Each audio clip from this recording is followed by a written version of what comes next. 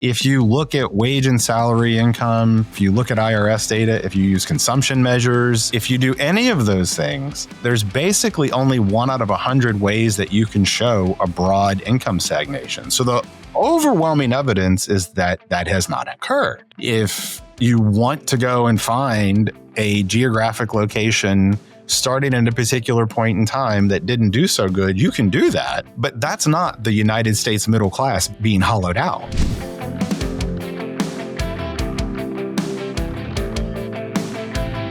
Hello, welcome again to another episode in the Let People Prosper show. My name is Dr. Vance Ginn. I hope you're having a prosperous day.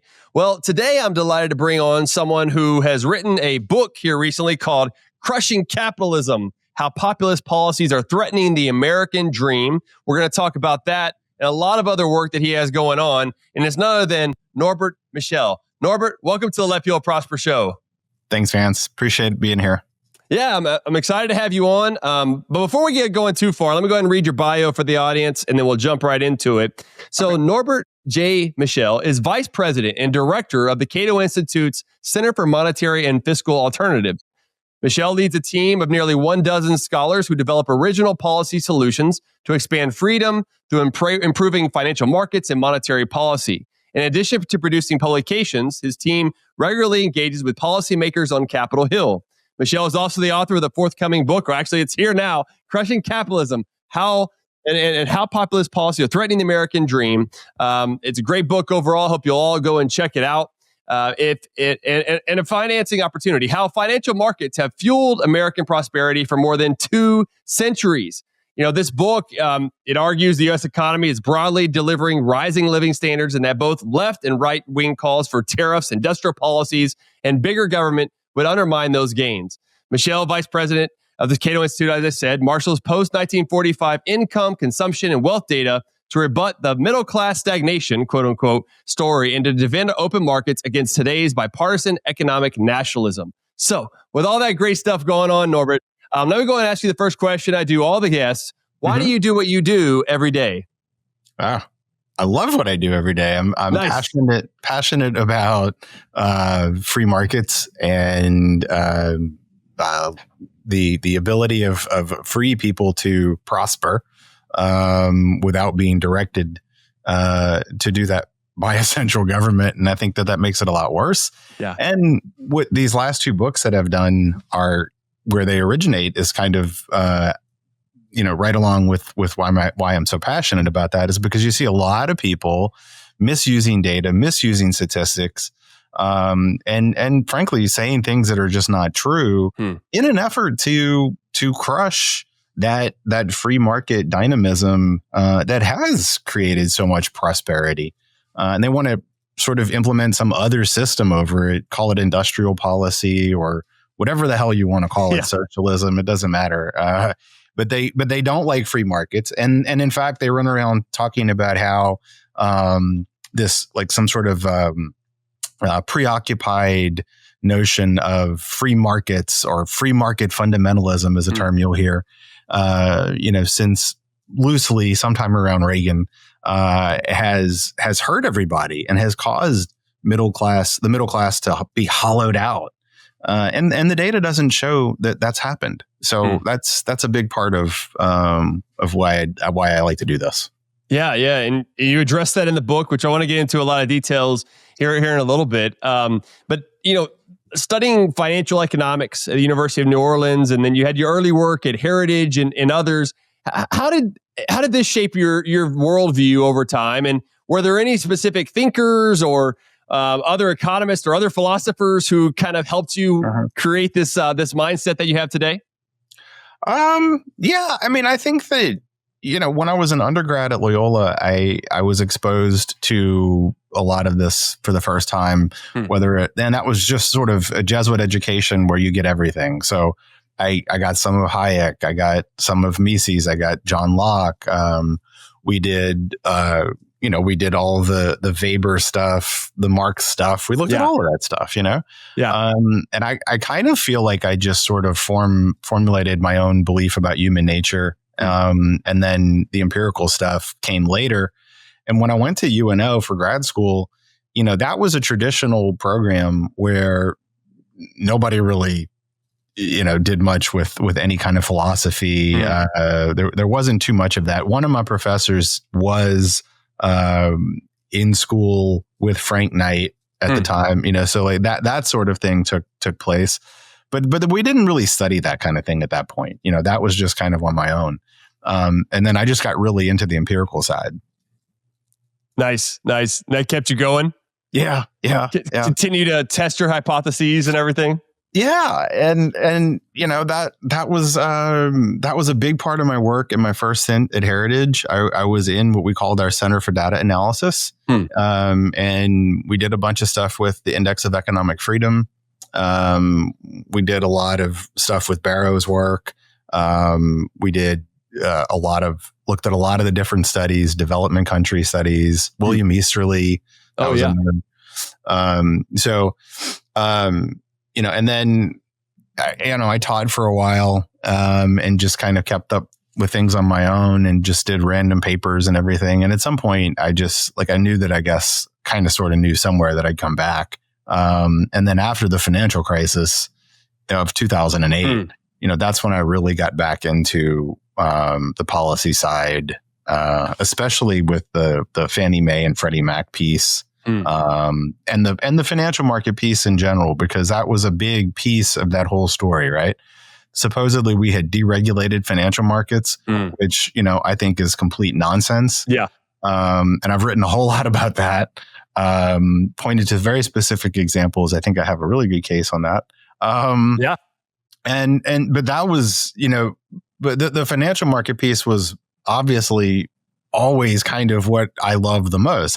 My degree is in financial economics, and my undergrad, my double majored in finance and economics. So I've always just really been fascinated with the financial market piece, and just developed an affinity for that, the regulatory side, and how those work or don't work. And the financial crisis was just, unfortunately for everybody else, but fortunately for me, it was a perfect opportunity to get more involved in that space. And then it just worked out where I was able to go back to Heritage later, around 2013 or 14, I think, and focus on that quite a bit. So excellent. Was there something that kind of, and you had the financial crisis, you had other things that were going on, and I wonder, given your work now at Cato, how do you balance kind of your scholarship and research along with the policy advocacy side? As someone who's kind of worked in both spaces as well, they could be demanding on both sides. But I wonder, for you in your position, how do you balance those two? That's a great question. I don't know how I balance them. Yeah. We don't sleep. You don't sleep, right? Right. I'm very fortunate. We have a whole bunch of folks here working on different bits and pieces of all the different financial market stuff. Yeah. And the monetary policy piece. I've got Jay Kadia with me here, who's a traditional macro guy. We've got multiple RAs, a colleague of mine who's a lawyer who used to work at FINRA. Another person who was almost basically at a senior level, who started here as an RA, who's great. Nice. We've got a consumer finance person coming on. That's a long way of me saying that I rely a lot on other people to do a lot of the empirical stuff. And I don't personally do as much of the heavy statistics work as I used to do. Yeah. But that's been the case for some time now. But I'm involved in it because I think it's important. Sure. Yeah. I mean, I think it's also economics, right? Division of labor, specialization, those sort of things where we can kind of pivot and say, you know what, we're going to hand this off. And that's a big part, I think, of being an entrepreneur, is understanding, when to keep going in a certain direction, and also not necessarily to quit, but to hand it off and say, someone else do this so I can focus on these other areas. So I think, I started my own business 2.5 years ago with Ginn Economic Consulting. And so now I do a lot of work on the statistics and writing side, but also on, this podcast being one and other things. But it does take a team. I've got other people who behind the scenes are helping out. So I definitely feel that. And I think it's important to be able to understand what our strengths and weaknesses are, along the way. kind of wrapping up some of the background and everything else, are there any other kind of tipping points in your life, whether it be personally or professionally, that got you where you're at today? I mean, because I talked to a lot of folks, and a lot of folks who watch or listen to this podcast. They want to know, how do I get to where Norbert's at? And so I wonder, from your perspective, what are some things that got you there? Oof. Well, I mean, I'll start with, I've been very lucky. Okay. No doubt. I knew when I was an undergrad, I knew that I wanted to go into teaching. I thought at least I wanted to be a professor. Yeah. And I sort of took a detour, family reasons. I didn't have to, but I chose to go and work with the family business for a while. And then, it took me a few years before I went back to grad school. And the truth of the matter is that I came to Virginia for a completely non-policy related job. Really? That just didn't work out. Okay. And then I interviewed several places and kind of got bounced around until I landed at Heritage. Huh. And I mean, so I was lucky just to get that job, I think. I hadn't done a lot of policy work before then.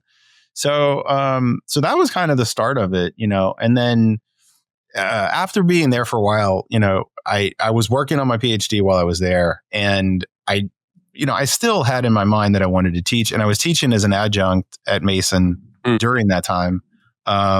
So when a job came up that was close to where I was born and where I grew up, I took the chance to go back and be close to my family. I did that. And I really didn't know if I would come back. I mean, I guess, like I said, in the back of my mind, maybe somewhere I knew that I would come back, but at the time I really wasn't so certain. And then I stayed, I got tenure, and then I just kind of, looked around at what I might want to do and what was available. And things just worked out, really. Awesome, man. Awesome. Well, let's get into this book. You got this new book out, Crushing Capitalism. And it's a great book. It really goes through a lot of good history and everything else. And so I want to dive into some of those key topics, and I'll make sure to put in the show notes page a link to it and everything. So congrats on another book. So it's fantastic. It is published by Cato Institute as well. So as we're diving into this, you say that the stagnating middle class, as your quote, narrative is completely wrong. Yes. But how do you capture this best? How can we start to explain this? Because we hear this all the time. We have the hollowing out of the middle class and stagnating middle class and all these things. Right. Where do we start, Norbert, on trying to dispel this nonsense? Well, I think the place to start, and you don't have to do this exclusively, but the place to start is to look at the household income that we have. Mm-hmm. And if you're going to talk about middle class, you're talking about middle class families, right? Yeah. So I think that's a good place to start. And, what that data shows is that the middle class has shrunk only in the sense that people have gotten much richer. The over the last 50 years, and we're not talking about just like a 1-year dip or anything like that. That happens. That's fine. We've even had bad periods of time. The 70s were tumultuous, but over the whole long haul, over the last 50 years or so, the number of households earning less than $35,000 has shrunk. The share earning between $35,000 and $100,000 has also shrunk. And the share earning over $100,000 has more than tripled. Okay, that's not being hollowed out. Okay, no. So those are in inflation adjusted terms too, right? Yeah, that's in real terms, all inflation adjusted, and you can do that whether you adjust with either the CPI or the personal consumption expenditure measure. That makes it look much better, but it doesn't matter which way you do that, you still get the same sort of increase. The only way that you can show a broad long-term stagnation is if you pick a year in the middle of the 1970s. And it turns out that if you pick 1975, that's the worst possible year you could pick for any year between 1964 and the year 2000 for your starting point. Wow. So, I'm not saying that people are doing that on purpose. Never. I don't know if Never. they are, but maybe, nobody would ever do such a thing, right? Yeah.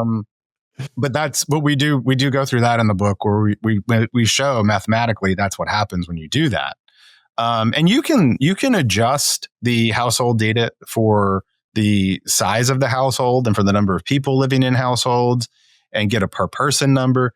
The growth is huge. The real growth is almost 150% per person. If you look at wage and salary income, if you look at IRS data, if you use consumption measures, if you do any of those things, there's basically only 1 out of 100 ways that you can show a broad income stagnation. So the overwhelming evidence is that has not occurred. And if you want to go and find a geographic location starting at a particular point in time that didn't do so good, you can do that. Mm-hmm. But that's not the United States middle class being hollowed out. Yeah. It's cherry picking, right? Cherry picking the data. There's no doubt. Yeah. No doubt. We carefully, I think we do a good job of showing that. Yeah. I hope we do. No, you do. You do. Definitely. And I think, because this is often what we're hearing, though. The Orrin Casses of the world, and even J.D. Vance and others have been saying this, though, the hollowing out of the middle class and everything else. And of course, it's directing a lot of our policies nowadays, too. So it's not just that they're coming out with these assertions and then just letting it go. There are these big government industrial policy sort of ideas that are seem to be resonating, and that used to be more of the left, That's right. But now it's becoming more of the right, and or both. And we're seeing a protectionist sort of industrial policy ideas that tend to be resonating. Why is this? Why do you think there's such a big push to do something like this? There's a lot of political value, I think, in the sense that everybody I think human beings we're predisposed to not turn away from the traffic accident, right? We love bad news. We might say we don't, but we really do. We don't want the boring, exciting, everybody's fine stuff, right? So politically, it's a great narrative, and you saw this a lot. You've seen this a lot in the United States history. I think, like, if you look at the Pat Buchanans of the world, the Ross Perot's of the world, Ross Perot's a great example. That was basically another populist movement right there, just him, where he was down on the idea of NAFTA. Of course, we went and did NAFTA anyway. The giant sucking sound, right? That's right. Right. No, that's right. So there's always some political appeal to those sorts of things. To the immigrants are taking our jobs, China's taking our jobs, Mexico's taking our jobs, whatever that, right? It's always like there's some enemy, and you always have, I think, a better shot at winning politically if you have an enemy. Yeah. And especially if that enemy is this nebulous thing that can't really push back. I mean, that's just my personal opinion. I don't know if that's exactly why, but that's certainly how it feels. And what's going on now with a lot of these, like the Orrin Casses and the J.D. Vances, you can point out that these things are wrong, and they don't care. Yeah.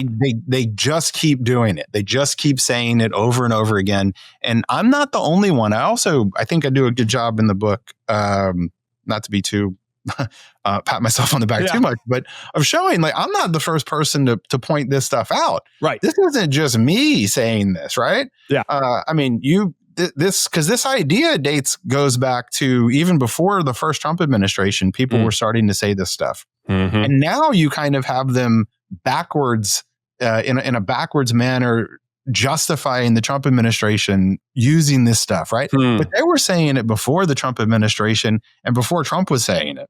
Yeah. So, and lots and lots of other think tank scholars, lots and lots of other journalists have all pointed out that this story is pretty much just wrong. But they just keep doing it. Yeah. So, yeah. Yeah, it's unfortunate, but I think you're right. I mean, there is a political part of it that's going on, of course. I've also had Michael Strain on, who's been saying a lot of the similar things about the American dream, and But if you look back, I mean, if you think about Hillbilly Elegy, which I love, I think that's a great book. I love to hear about his story and everything. It's interesting though how part one of J.D. Vance. What's that? That was like part one or version one of J.D. Vance. Yes. Yeah. I think there was a lot of good stuff in there, but I think it reflected what many people kind of believe or feel. And it goes into they need to blame someone, which you brought up. We need to blame someone, whether it's the Mexicans or the Chinese or someone else. And I think too, Norbert, is that there's this lack of really understanding of economics, or they understand economics, but they're trying to twist it in a way that meets their assumptions or what they want and their outcomes. That's right. And this is really a concern that I have, kind of the national conservatives, the NatCons is what they're called, or the quote unquote new right. And moving away from more of the traditional, conservatism as being limited government, getting government out of the way as much as possible. I happen to be more classical liberal, more libertarian, lowercase libertarian. And so I'm probably even more so like just get the government out entirely. Right. But it seems like we've been creeping into this more and more. And I wonder kind of, with your idea of the American dream, first of all, what do you think is the American dream? And how, what's happening now with the tariffs and subsidies? How could those measures even help with the American dream, or will they actually kill the American dream? I'm saying that they're going to help kill it. I mean, this is, it's really hard to get a read on exactly what those tariffs are going to end up like in terms of the level, right? Yeah. Because they keep going on and off, up and down, and God knows where we're gonna stick. Yeah. But I mean, there's no scenario where we don't where we don't end up with a higher tariff than what we had. So that's really just a positive tax on economic activity. That's a deadweight loss. That's taking away income from the private sector, whether it's here or somewhere else.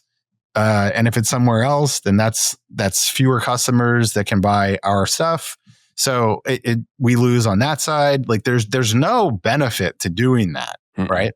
And even if you're talking about just like 1 or 2 percentage points per year growth, you're talking about an entire livelihood, right? You're talking about massive decreases in poverty that you no longer get. And so, in terms of what is the American dream, I think it's to have a self-sufficient, decent life, where you don't necessarily have the better homes and garden thing. That's kind of marketing, right? But maybe that is it. I mean, I think it's for people to be able to decide what they can and can't do, and what they want to be able to do. And what they want to make of their life. Because Norbert's told what you have to do. Right. Yeah, because it's interesting to me that there is this push that we should all live the American dream. I'm not sure there's the American dream. It's more of an American dream. What's an American dream to you, Norbert, may not be the same to me. That's right. And the next person. And so even from that sort of words or terminology that we're using, it's almost putting us in a box that we've got to be this way. And so it becomes more of a top down. We need this. I mean, we see this a lot in the political rhetoric about trade, that we need to have manufacturing jobs. Well, that's right. Maybe not a lot of people want to work in manufacturing and factories and everything else and risky jobs to do that. Maybe they want to do something else, but they continue to want to push us in that direction, which is very socialistic, authoritarian. I don't know what all you want to call it, but it really is a concern for me. It's a huge concern. And, we kind of went through the same thing with agriculture. If you go farther back, agriculture was the dominant industry for jobs. And, if it was true that's we should always just keep doing what we were doing in the past, then we'd all be in the fields working to survive, So thank you. No. And if people want to do manufacturing, that's fine, but we've had a whole lot of technological progress even since the late 1900s, much less the early 1900s. And the truth of the matter is, we can produce things with fewer people than we could before. So just looking at that piece, that means you need fewer jobs to do any one of those tasks. And that's happened all over the developing world. The share of employment in manufacturing isn't just going down in the United States for the post-war era. It's going down in all developed countries, even China. Yeah, exactly. And you had a great piece out recently that I'll put in the show notes. It was like a blog post that was really talking about the Rust Belt and what happened there. And it was good. I really enjoyed the piece, and you showed kind of, excuse me, how employment is going up in the services sector compared to manufacturing. So basically people are moving to service sector jobs that aren't as risky and maybe pay more in some cases, better for their lifestyle. But that's really where the trade-offs have been, and how employment share of total employment really started going down the 1950s, 1960s. This wasn't even around 1994 of NAFTA or 2001 of WTO when China joined the WTO. This was well before all any of that happened. But I really like the story that you were telling there, because it's one that I've been trying to focus on as well. And I'm trying to dig more into this, but it's also about the state and federal policy and local policy, by the way, that we've had it in the Rust Belt. I mean, those areas like Ohio, West Virginia, different places in the Rust Belt had high taxes, high spending, high regulations, forced union dues, and the costs that come with all that. I mean, it was one thing after another that made it less profitable for those manufacturing firms to be in the Rust Belt. So what did they do? They moved to places that were more profitable, like the Sun Belt, Texas and Tennessee and other places like that. And then when they couldn't find that as profitable, well, then they moved to Mexico or to China. I mean, this idea that, I believe strongly in free market capitalism. I think that's the best system that we know. It's not perfect, but it's the best one that we've had so far. And we need more of that. And I remember Milton Friedman always said, you should have unilateral free trade. Just cut all your barriers, because any sort of barriers are actually hurting your own people instead of others. I've had some people, Norbert, to be like, well, why are other countries doing it? Why are they hurting, or why are they imposing tariffs on our stuff? And I was like, well, they're trying to hurt their people, or not trying. That's what ends up doing. And so all these things, I think, end up becoming government failures were the real cause of this. So therefore, government can't be the answer to solve those government failures. But I wanted to hear your thoughts on this, though. No, I agree with most of what you said there. You know, on the trade and the tariff stuff, it's a you can look at it as a tax. Yeah. And okay, if somebody asks me, well, why is I don't know, pick China or Vietnam, whatever, really, Germany, why are they taxing their people so much? Well, I don't know, but it's their problem. Yeah. And you're not going to fix that by taxing us. No. That doesn't make any sense. Yep. That's right. That's right.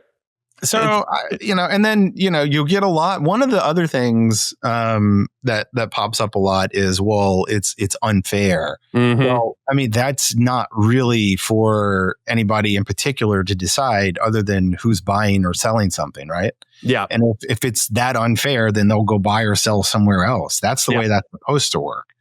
That's far different from having one piece of the United States government or all of it come in and say, no, you can't trade with them anymore because something was unfair.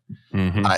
That's just another nebulous concept. And all it does is give people power, a small group of people power over everybody else. Yeah. Economically, which ultimately undercuts your political autonomy. So that's not a good situation. No. It's one of the reasons that we had more limited government from the start. That's the system that's one of the reasons that they tried to create that kind of system. Some parts of it have lasted pretty well and stood the test of time. Yeah. Others, maybe, I don't know, maybe we need to tweak a little. Yeah. Much of it has been changed, but it's not always working, for the good. And a lot of these things that we're going through now, we've actually gone through multiple times. If you go back to the Smoot-Hawley stuff, that was a total disaster. Everybody knew that was a total disaster. Yeah. And then like in the 90s, when the Ross Perot's and Lyndon LaRouche's and Pat Buchanan's tried to bring it back, it was even the left that kind of pushed back against it. It was even Al Gore pushing back against it and Bill Clinton. And it seems like we've forgotten some of those lessons. And unfortunately, we're going to have to go relearn them. Yeah, it is unfortunate. It's one of the reasons why I think I've been posting on X and my Substack newsletter some of these things, Econ 101. I think we need to get back to the basics because either we forgot the basics or we're ignoring the basics, or maybe we just never actually were taught those basic economics like you or I have learned over time. And it's steering us in the wrong direction. It's much more of a top-down approach. I mean, whether you think about what the Federal Reserve is doing, even what Trump is doing in the White House, maybe I agree with some of the deregulation that's going on, which I do. And maybe I agree with some of the stuff about what Doge is doing, which I do. But there's still this top-down approach from the executive branch of tariffs and other things that I think just has too much power that should be in the hands of Congress to do these things versus a president, whether it's Trump or anyone else. And so, and then also the Fed, right? I mean, a lot of your work is on monetary policy. But what do you kind of think of that, how we're turning more into this system from the top down compared to the capitalist system that is more bottom up? It's incredibly dangerous. How dangerous it becomes and how harmful it is, I guess, depends on how far it gets taken. I think there's always been maybe not always, but for a very long time, there's been an aspect of that to our system. And if it's only at the edges, that's fine. But we kind of go through these ebbs and flows. We started regulating things a lot differently in the 70s and 80s, but we didn't deregulate things. And then coming out of that era, we did actually, I think, have a much larger concentration of government authority in our economic lives, right? Much more regulation. We ended up with a lot more regulation than when we started. And it's more invasive, even though it might not be exactly the same. And we don't have a lot to show for that. Yep. No, you're right. You're right. Well, I know that I learned a lot from the book, Norbert, and so I'm really glad that you wrote this and to have you on the show. And I wonder, though, as we're wrapping up here, what are your kind of take-home messages? If your listeners remember one idea of crushing capitalism, what should it be, and why does it matter now? Oh man, just one. Put you on the spot. Okay. Well, I think it's that these things that you're hearing now about all these industrial policies, whether it's on tariffs or immigration or automation and manufacturing, all these things that you're hearing, none of them are new. None of them. And they've been tried and failed in the past, to a lesser extent in the United States, but also in the United States. But throughout the Latin American world, especially, even in Europe, even in Japan, so Japan and Germany are some of the places that are usually promoted as good examples of industrial policy. Well, if you go talk to the people over there, you're going to get a very different view on industrial policy and how well it does. It's just the evidence is overwhelming that those things do not work as well as a more decentralized, open, less top-down system. Yeah. Excellent. Excellent. Well, good luck with the book. Again, for the audience, Crushing Capitalism, How Populist Policies Are Threatening the American Dream. I'm going to put this and your information in the show notes and all that. But thank you for being on the Let People Prosper show, and God bless you and your family. Thanks very much, Vance. Thank you. And thanks for having me. Yeah, of course. Well, y'all heard it here, folks. It was a pleasure talking with Norbert today. Go out and check out his book. Get a copy of it. I have it up on the website, up on my website. Remember, you can find information about this and much more at vanceginn.com, or go to my Substack newsletter and subscribe to get it right in your inbox at vanceginn.substack.com, where you'll get this and a lot more. So, we've heard a lot about the American dream. We know about crushing capitalism. Let's get more free markets so we can let people prosper. And until next time, God bless you and let people prosper.